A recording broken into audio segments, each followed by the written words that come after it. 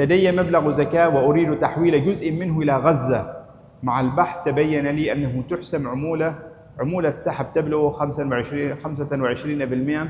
هل يجب علي تحمل عمولة السحب أو هل يجوز احتساب عمولة السحب من مبلغ الزكاة؟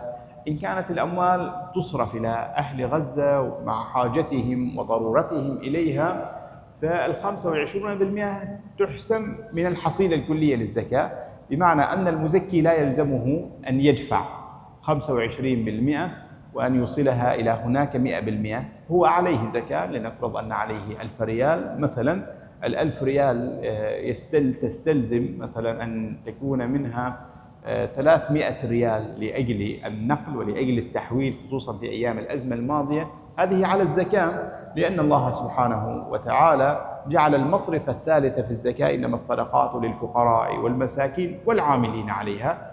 العاملون عليها يعطون منها على أنها أجرة، فهي كلفة توصيل الزكاة إلى أهلها. ولأجل هذا نقول 25% عند الاضطرار وتعين إيصال الأموال إلى ذلك المكان والإخوة مضطرون هناك إليها. في هذا الحال هي تحسب من ضمن الحصيلة الكلية ولا يلزمك أن تدفع شيئا، والله أعلم.